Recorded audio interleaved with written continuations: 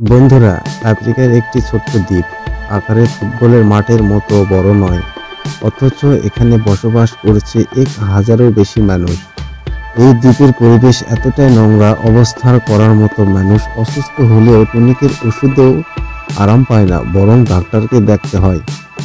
এই নোংরা এবং অগোছালো দ্বীপে জীবনের সব রকম চাহিদা পূরণ করার মতো সুবিধা থাকলেও অবস্থান করুন।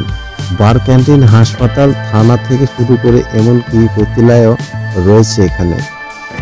তবে সবচেয়ে ভয়ানক ব্যাপার হলো এখানে মাদক ব্যবসা চলে উন্মুক্তভাবে। মাদক ব্যবসায়ীরা যেন নিজেদের পাগল মনে প্রমাণ করতে চায়। প্রায় 20 বছর আগে উগান্ডার জেলেরা এখানে প্রচুর মাছ ব্যবসায়ী করে তোলে।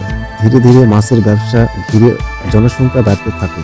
তবে জায়গার অভাব এবং অপরিকল্পনীয় বসতির কারণে দ্বীপটি দ্রুত অপরাধ আর বিশৃঙ্খলা কেন্দ্র পরিচিত হয়। মাদক ব্যবসায়ীরা পতিতাবৃত্ত এবং সংহিত এখানে নৈমিত্তিক ঘটনা। দ্বীপের মালিকানা নিয়ে কেনিয়া ও উগান্ডার মধ্যে দীর্ঘদিন ধরে বিরোধ চলছে। তবে পুলিশ দ্বীপের অপরাধ নিয়ন্ত্রণে কার্যকর অক্ষম। শীতকালে তীব্র ঠান্ডা এবং বেঁচে থাকার জন্য লড়াই করে। সীমিত সম্পদ এবং কঠিন পরিবেশ সঙ্গেও মেলঙ্গ দ্বীপের মানুষ জীবনযাপন নতুন উপায়ে খুঁজে নেয়, যা মানবজাতির অভিযানক ক্ষমতায় এক চমকপ্রদ উদাহরণ। বন্ধুরা, এরকম ভিডিও পেতে হলে অবশ্যই আমাদের চ্যানেল সাবস্ক্রাইব করে পাশেই থাকুন। ধন্যবাদ।